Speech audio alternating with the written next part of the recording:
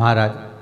और जब धन सम्मुख में जिसके लिए पूरी जिंदगी निकाल दी, भाई बंधु कुटुंब कबीला नाते रिश्ते सब जिसके साथ में विवाद कर कर कर निकाल दिया, वही धन किसी काम नहीं आया और आखिरी में पड़ा ही रहे, किसी काम का। इसीलिए शायद शास्त्र कहते हैं प्रथम सुख निरोगी काया, द्वितीय सुख घर में माया। अर्थात ये दूसरा सुख है कि घर में धन हो, पर पहला सुख तो क्या है? जम के बोलो, निरोगी काया हो, अर्थात हमारा शरीर स्वस्थ। और जब शरीर स्वस्थ होगा तो सारा सुख अपने आप मिल जाएगा। उस सुख को हम भोग सकते हैं, उस सुख में हम आनंदित हो सकते हैं।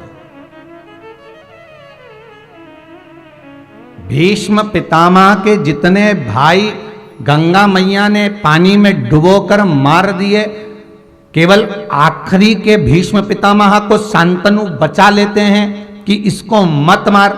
गंगा जी उसको छोड़ देती है, छोड़ा कि नहीं छोड़ा, और वो भीष्म पितामह, वो देवव्रत जीवित रहे।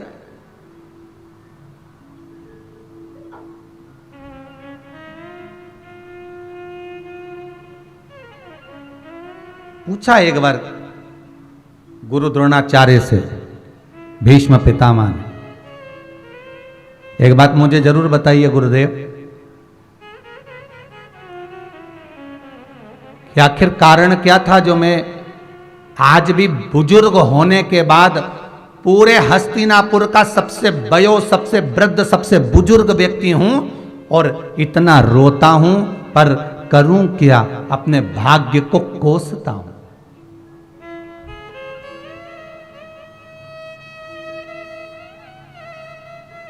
पितामह, आप ही ने तो भगवान शिव की आराधना करी थी और भगवान शंकर से वर प्राप्त करा, देवताओं से वर प्राप्त करा कि मैं इच्छिक मृत्यु का वर मांगता हूं, कि मैं जब मरूं तो अपनी मर्जी से मरूं। मेरे को लगे कि अब मुझे मरना है तो मेरे सामने मृत्यु आए, मेरे सामने मेरे प्राण छूटते समय तब यमराज मुझे लेने के लिए आए। ये तुमने मांगा है, आखिर क्यों? क्या जन्म था भीष्म पितामह का? पूर्व में थे क्या? ये राजा पृथु हुए, पृथु के अंतर्गत ही वसु हुए महाराज, और इनका नाम था धोवसु। क्या नाम था? धोवसु। ये 4-5 भाई सारे वसु एक देवताओं के तुल्य थे, भ्रमण के लिए निकले थे महाराज। और भ्रमण के लिए निकलते निकलते ये भ्रमण करते करते बड़े आनंद में घूमते घूमते वशिष्ठ बाबा के आश्रम में पहुंच गए थे। इन धो वसु की धर्म पत्नी ने वशिष्ठ बाबा के यहां पर जो मंथन में 5 गाय निकली थी, उसमें से एक गाय नंदनी का दर्शन कर लिया और कहा कि ये गाय मुझे मिलना चाहिए। धर्मपत्नी ने कहा,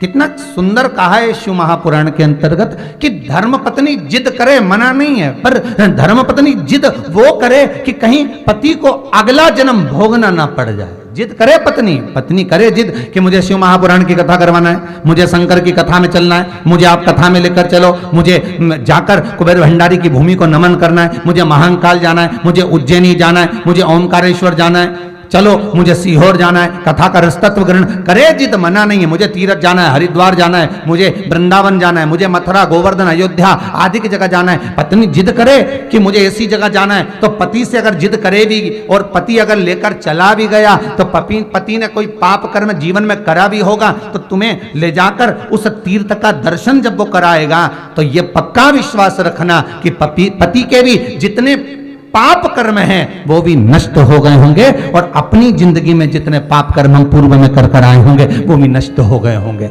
अगर जिद करे पत्नी तो ये करे कि मुझे शंकर की कथा करवाना है, मुझे शिव महापुराण की कथा करवाना है, मुझे कथा में लेकर चलो, मुझे कथा में जाना है, मुझे ले जाओ।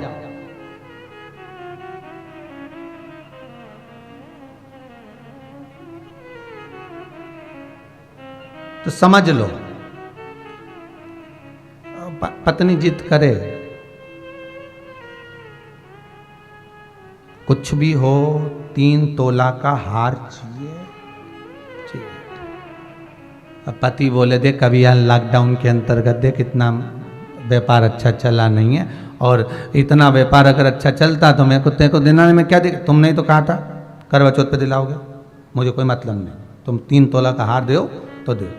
देख फिर कर्जा होगा, ये होगा, और कर्जा में डूब गया बेचारा, पैसा भी लाया, सोना इतना महंगा लाया, हार दिलाया, कर्जे पे कर्जा चढ़ते गया चढ़ते गया चढ़ते गया, यहाँ से लाया वहाँ से लाया वहाँ, कमाने के लिए अब पैसा तो चुकाना है तो कमाना भी पड़ेगा, और कमाना पड़ेगा तो पैसा कमाने के लिए 1 रुपये की चीज़ 10-10 रुपये तक महंगी भी बेचना पड़ेगी। मतलब भले अभी तक बेचता था, थोड़ा बहुत ऊपर बेचता था, पर अब और ज़्यादा बेचने लगा, तो दुकान भी ठप हो गई कि इतना महंगा सामान दे, इसकी दुकान पर तो अंदर जाना ही मत, तो वो भी चली गई। तो कितना करा उसने।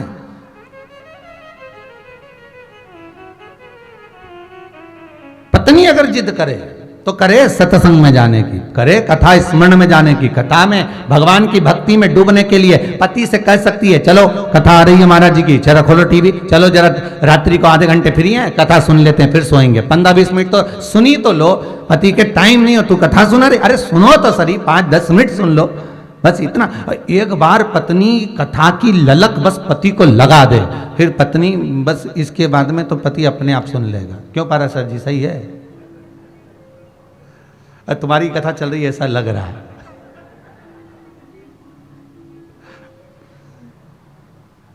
कभी तो भाभी ने बोला होगा ना पाराशर जी है कि कथा थोड़ी तो सुनी लो, और मुझे तो ऐसा लगता है कि भाभी ही लेकर आए होंगे कि कथा करवाना है, चलना पड़ेगा, चलो। तो ये कथा का रसतत्व है, यही आनंद है महाराज जी। चलो कथा का रसतत्व ग्रहण करते हैं, चलिए।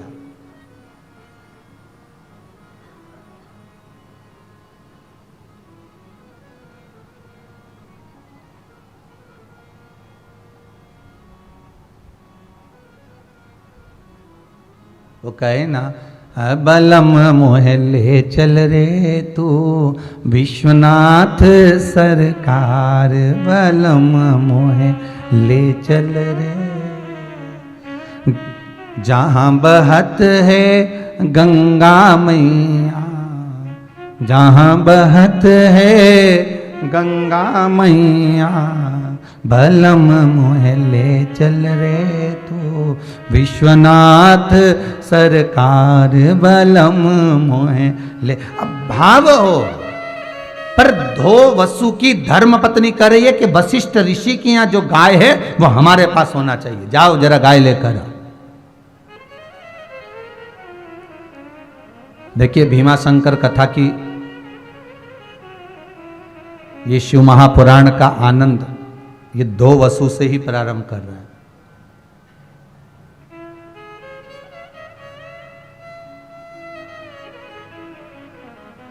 कर्म अच्छा करिए, भगवान को मिलन हो, इसलिए आपको कहा था सजन रे झूठ मत बोलो, प्रभु के पास जाना है, न हाथी है न घोड़ा है, वहां पैदल ही जाना। शंकर के साथ कैलाश जाओगे प्राण छूटते समय तो शंकर पैदल चलेंगे, तुम्हें नंदी पर बिठाएंगे। नरसिंह जी का चरित्र याद करना। और जब यमराज बंदी बनाकर लेकर जाएगा तो यमराज पाड़े पे बैठा रहेगा, तुम पूंछ से बंधे हुए जाओगे पैदल, और बोल भी नहीं पाओगे क्योंकि मुड़ के देखता भी नहीं है, वो तो सीधा ही चलता है। और जब जब मुड़ता है तो ठोकता अलग है, इसीलिए कोई बोलता ही नहीं है कि साहब पीछे पलट के देखो हमें कितना कष्ट हो रहा है। यमराज जब बंदी बना के ले जाता तो एकदम मुदगल उदगल लेके पहाड़े पे बैठ के बढ़िया मोजा जूता सब पहन के जो चले यमराज। देखा यमराज को बढ़िया है, खूब जोरदार बेहतरीन ब्लैक ब्यूटी जोरदार, और मूछ पे ताव बेहतरीन काजल माजल लगा के, और शानदार तरीके से फिर चला। और शास्त्र के गरुड़ पुराण कहती है जब जीवात्मा पीछे से चिल्लाती है, उसको जब कष्ट होता है, भूख लगती है, चिल्लाती है, अरे यमराज अरे कुछ तो दे दे, दया तो कर दे, अरे ओ थोड़ी बहुत तो दया कर दे। जैसे तुम लोग हम मंदिर के दरवाजे पर कहीं कहीं भीड़ रहती है ना, तो तुम पुलिस वालों से नहीं कहती, जो लगे रहते कार्यकर्ता, तेरे पांव पड़ू थोड़ा सा दर्शन करा दे, तेरे हाथ जोड़ो, अरे नरक जाएगा दर्शन कराने में, तेरे का जा रही है। तो तुम सोचो कि बेचारे को बद्दुआ लग रही होगी, तो ऐसे ना जाने कितने आते। तो इसलिए जो मंदिर में जो खड़े रहते हैं ना द्वारपाल, वो दया नहीं खाते, वो कहते हो चलो भैया जाओ, आए हो दर्शन करने के, धक्का तो खाना ही पड़ेगा। क्योंकि जो भगवान के दरवाजे पर धक्का खा लेता है वो संसार के धक्के नहीं खाता, तो धक्का खा लो तो वो रहे। तो यमराज से जीवात्मा कितनी चिल्लाती है, अरे मैं तेरे पाँव पड़ूं, अरे भूख लग रही है, जीवात्मा कहे मेरे को ऐसा दे दे, अरे मेरे को ठंड लग रही, मेरे को गर्मी लग रही, मेरे पाँव में कांटे चुभ रहे, क्योंकि जैसा जैसा कर्म करा है वो तो भोगना पड़ेगा। तो कांटे चुभ रहे, ये हो रहा, तो यमराज जब पीछे एकदम मुड़ के देखता है तो गरुड़ पुराण कहती है 4-6 और धर के ठोकता है। तो तुम्हें हम तो समझा रहे हैं, अगर ऊपर जाओ और ऐसी कोई बात हो तो बोलना ही मत। देखो गुरु बिन ज्ञान न उपजे, गुरु बिन भक्ति ना मिले, गुरु बिन संशय ना मिटे, गुरु बिन मुक्ति ना मिले। तो निवेदन है, ध्यान रखना कि अगर मान लो तुम चले और यमराज तुम्हें, वैसे तो तुम शंकर जी की कथा सुन रहे हो तो यमराज की हिम्मत ही नहीं। सोचो जरा, है अकाल मृत्यु भो मरे, जो काम करे चंडाल का, काल उसका क्या बिगाड़े, जो भक्त हो महाकाल का। तो तुम ये तो दूसरे के लिए है जो कथा नहीं सुने, उनके लिए उनको कह देना भैया हमने सुनी है कथा में कि यमराज ऐसा पहाड़ा पे जाता है, जूता मोजा पहन के बढ़िया, और बढ़िया सब तैयार वैयार होके, और बाल भी उसके बड़े बड़े, दांत भयंकर, और आंखें भी बड़ी भयंकर, और गदा लेकर जब चलता है तो उसका पाड़ा भी नहीं मुड़ता ना वो मुड़ता। वो तो पीछे से जीवात्मा जब चिल्लाती है ना, जो पाड़े की पूंछ से बंधी रहती है और चिल्लाती है, खूब खूब चिल्लाती है, तब वो यमराज को पुकारती है, अरे दया कर दे। तब यमराज पीछे मुंडी करता और 2-4 दोच के फिर चल देता। तो कोई अगर तुमसे कहे तो उसको समझा देना कि देखो भैया सीधी सीधी बात है, इसलिए शंकर की कथा सुन लोगे तो शंकर भगवान पैदल चलेंगे, तुम नंदी पर बैठ कर चलोगे। और अगर कथा नहीं सुनी, भगवत भजन नहीं किया, ये मनुष्य देह प्राप्त करने के बाद नाम नहीं लिया, संकीर्तन नहीं करा, स्मरण नहीं करा, ये मानव देह प्राप्त करने के बाद केवल कर्म में डूबे रहे, तो फिर गए, फिर तो तेरा क्या होगा रे कालिया। बस याद कर लीजिए, अंतिम बिंदु है फिर बस।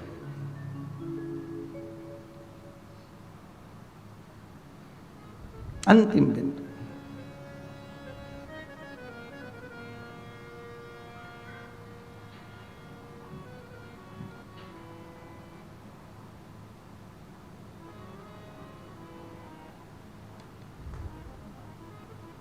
इसलिए इस चित्त वृत्ति को, इस मन को भगवान की भक्ति में डुबा कर चलना। 2 वसु से धर्म पत्नी कह रही है, मुझे ये वशिष्ठ बाबा के पास में जो गाय है वो गाय ला कर दे दी। ये वशिष्ठ बाबा की जो गाय है मुझे चाहिए। अब 2 वसु ने कहा देखो ये गुरु के यहाँ की गाय है, और इस गाय को अगर हम लेकर आएंगे तो हमको कष्ट तो भोगना पड़ेगा। धर्म पत्नी कह रही है, मैंने आपसे जिंदगी में कुछ नहीं मांगा, पर यह गाय एक ऐसी है जो अपने आप दूध झड़ा देती है, जो मांगो वो दे देती है। ये गाय ऐसी है।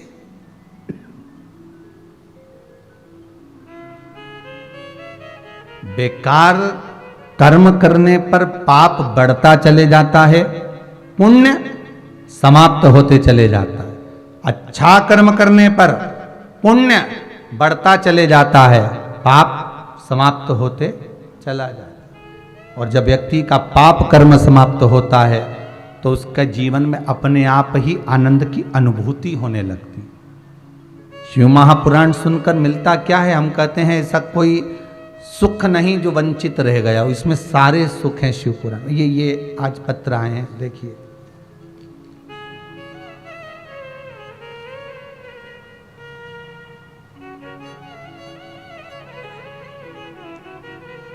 कोई सोनू जी हाड़ा है।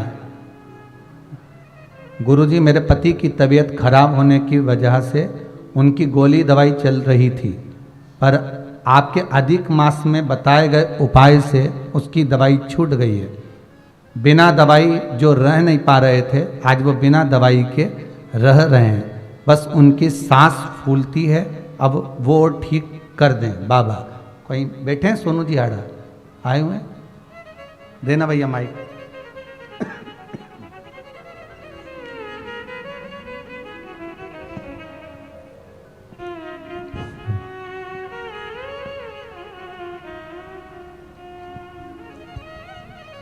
कहाँ से आए आप? इंदौर से। इंदौर में कहाँ रह रहे हैं? विजयनगर। विजयनगर। आपका शुभ नाम? सोनू हाड़ा। सोनू जी हाड़ा। किनको तकलीफ थी? मेरे पति को। क्या हो रहा था? उनको एकदम से मतलब कुछ टेंशन वगैरह ज़्यादा ले लिया होगा, तो फिर ऐसी दवाई गोली चल रही थी कि बिना दवाई गोली की उनको रात में नींद ही नहीं आती थी और बेचैनी होती थी।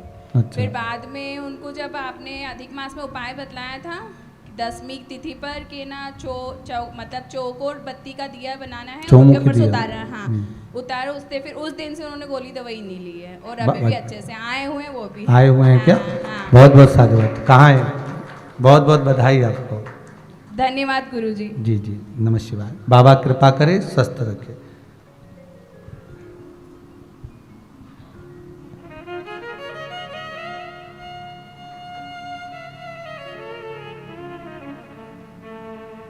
ये बाबा की कृपा है, आपका विश्वास। एक और पत्र है।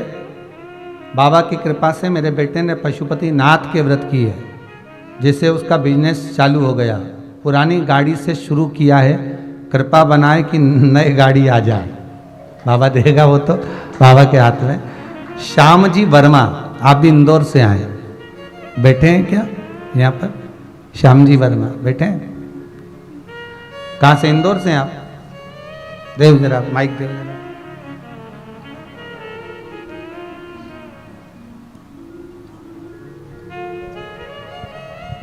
कहाँ से आए? इंदौर से। इंदौर में कहाँ रह रहे हैं? विजयनगर। विजयनगर। क्या नाम है आपका? लक्ष्मी वर्मा। लक्ष्मी वर्मा। क्या तकलीफ चल रही थी जो आपने पशुपतिनाथ का व्रत किया? मैंने नहीं किए गुरुजी, मेरे बेटे ने किए हैं। बहुत विश्वास से किया उसने पशुपति व्रत अपने बिजनेस को आगे बढ़ाने के लिए। अभी उसकी उम्र मात्र 20 वर्ष है। जी, अब चल रहा है, चालू करा? हाँ, चल रहा है। बाबा की कृपा तीसरा में। महीना है, चल रहा है। अच्छा अच्छा, बहुत बढ़िया। बाबा कृपा करे। हर हर महादेव। एक और बड़ी खुशी की बात है, सीए का रिजल्ट आया है। और इतनी खुशी की बात कहूं मैं आपको, इतने मैसेज हैं मोबाइल में कि जिन जिन ने उपाय कर कर सीए का एग्जाम दिया, सब के रिजल्ट अच्छे आए बाबा की कृपा से। इतने खुश हैं बच्चे, इतने खुश हैं कि उन बच्चों की खुशियों के लिए मैं धन्यवाद दूंगा और बहुत बहुत साधुवाद दूंगा कि बेटा आपने पढ़ाई के साथ में शंकर पर विश्वास करा और बाबा ने आपका साथ दिया और रिजल्ट आपका अच्छा बनाया। ऐसा कोई दुख नहीं, ऐसी कोई तकलीफ नहीं जिसका निवारण ना हो सके। बस विश्वास पूर्ण रखोगे तो शंकर सामने, शिव सामने। आप विश्वास रखिए। बाबा का एक आज कोई आए थे, वो उनके जीजा जी की तबीयत गड़बड़ थी, स्वास्थ्य ज्यादा खराब था, आए हुए हैं। तो वो कह रहे थे गुरुजी हमारे जीजा जी को कैंसर हो गया था, वो कैंसर में हमने त्रिजुगी नारायण का पानी पिलाया, उसके बाद आराम है? त्रिजुगी नारायण के पानी से आराम है कि नहीं है? माइक देना जरा।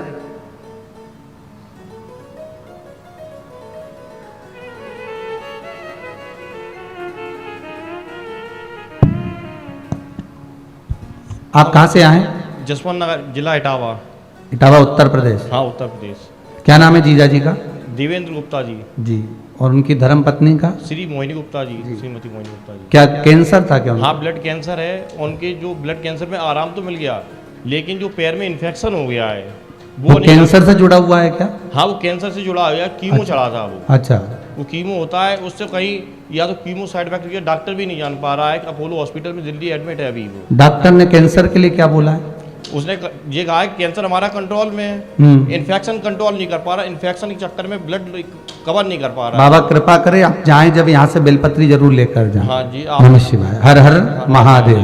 तो ऐसी कृपा है कि त्रिजुगी नारायण का जल जो इन्होंने दिया, उससे कैंसर में जो रोग हुई है वो बाबा ही कर सकता है। दुनिया में कोई अगर है तो वो विश्वनाथ, वो शंकर, शंभु, त्रिकालदर्शी, कैलाशी ही कर सकता।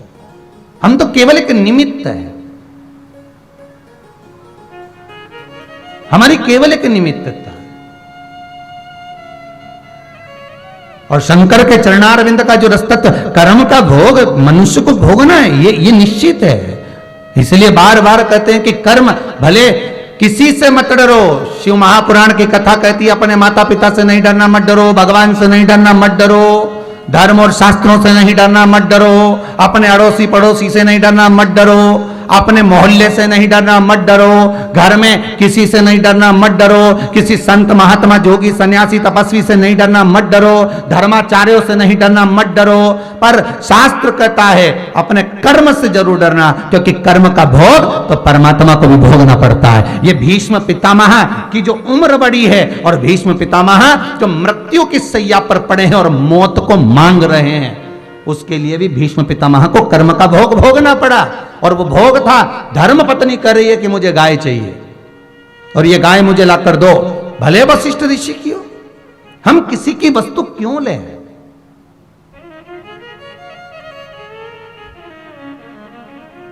शंकर के दरवाजे पर, शंकर के मंदिर में, शंकर के द्वार में, शंकर की कथा में, शंकर के चौखट पर, शंकर के मंदिर तीर्थ में भी अगर एक पड़ा हुआ किसी का मोबाइल भी मिल जाए, पड़ा हुआ भले वो 5,000 का, 10,000 का, 50,000 का हो, भले किसी का पड़ा हुआ एक अंश भी मिल जाए, तो उसको ले जाकर वापिस या तो किसी संस्था वाले को, समिति वालों को या किसी मंदिर को उसको कहना चाहिए कि ये सामान मिला है, आप लिखो नाम और ये हमको प्राप्त हुआ, अनाउंस करवा कि ये सामान मिला, लेकर जाइए। क्यों?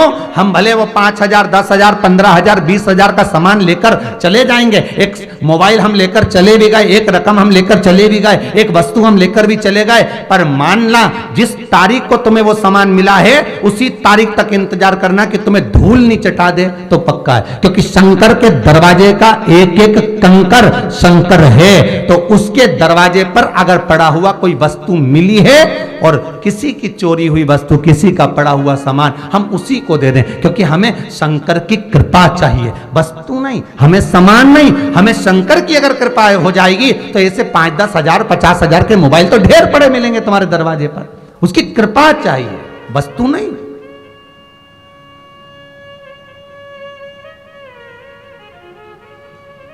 खुला पड़ा सामान है, हम कुछ सामान, यहां शिव महापुराण की कथा कहती है कंस का जन्म तो याद करो कि कैसे हुआ था। मात्र कुबेर के दरवाजे का एक द्वारपाल है वो कंस पूर्व समय में, और गया का केवल एक बगीचे से फूल तोड़ कर लेकर आ गया और कुबेर ने वो फूल शंकर भगवान को चढ़ा दिया। और भगवान भोलेनाथ ने कह दिया कुबेर तेरा द्वारपाल जो फूल लेकर आया है वो चोरी कर लाया, इसलिए उसको राक्षस बनना पड़ेगा, असुर बनेगा और उसकी मृत्यु स्वयं कृष्ण करेंगे,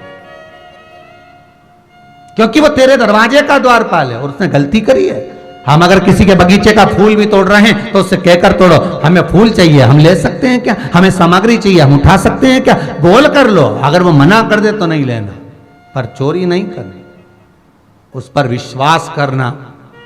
किसी का वस्तु, किसी का सामान मिल भी गया, वापिस देना, जिससे हमको ऐसे हमारे पास में 50 पड़े रहे। हमें करना क्या? बाबा दे हमको, ढेरों में दे, संपदावान बना, आनंदवान।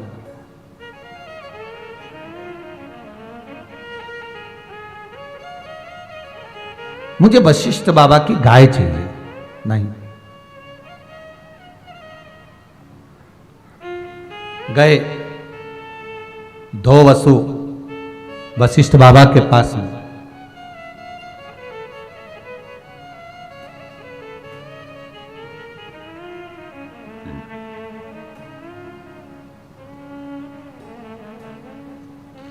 और वशिष्ठ बाबा के पास में जब 2 वसु गए, आवाज लगाई, आश्रम में कोई था ही नहीं, कोई भी नहीं।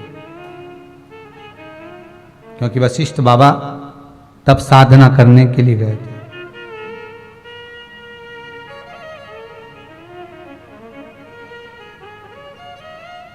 और जब तब साधना करने के लिए वशिष्ठ बाबा गए हुए थे, उस समय पर 2 वसु वापिस आवाज लगाया पर नहीं मिले, प्राप्त नहीं। देखा कोई भी नहीं है, गाय को खोला, 2 वसु लेकर अपनी धर्म पत्नी के पास चले गए।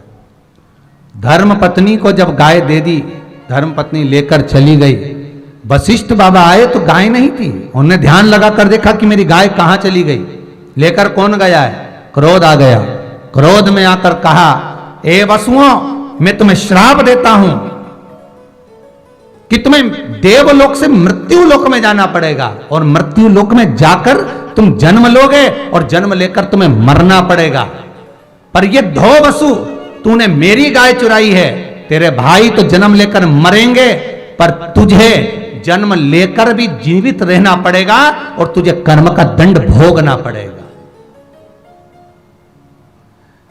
भीष्म पितामह के जितने भाई थे, गंगा जी ने सब पानी में डुबोकर मार दिया, उनको तो मुक्ति मिल गई, तुरंत मरे तुरंत चले गए। पर ये जीवित रहकर भी अवस्था पाने के बाद भी पड़े हुए हैं, बाणों की सैया पर पड़े हुए हैं। और कितना कितना महाभारत कथी कितना रोए हैं भीष्म पितामह, जो आता था उसके सामने रोते थे। मैं करूं क्या सकता हूं, पांडव भी मेरे, कौरव भी मेरे, पर रोना पड़ रहा है, कर्म का दंड है, भोगना पड़ेगा। पड़े रहे बाणों की सैया।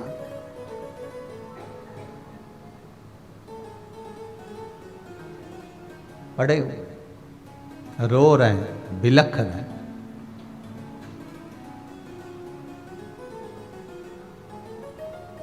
अंत में भीष्म पितामह के सामने भगवान कृष्ण भी आए।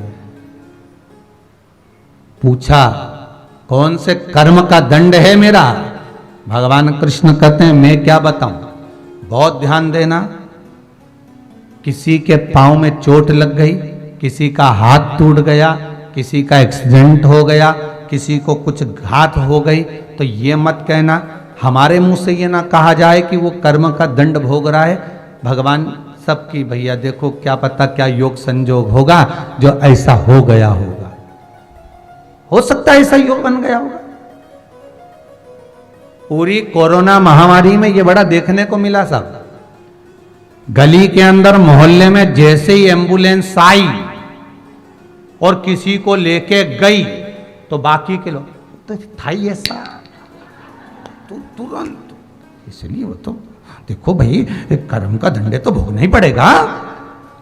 और मालूम पड़े खुद के घर में, फिर इसलिए किसी पर उंगली ना उठाइएगा। एक उंगली हम किसी पर उठाते हैं तो 3 उंगली हमारी ओर जाती है। तुम अपने अंदर झांक कर देखो कि तुम्हारे भीतर कितना पाप भरा हुआ है, तुम्हारे भीतर कितना काम भरा है, कितना लोभ, कितनी आसक्ति, कितना वासना, कितनी तृष्णा भरी हुई।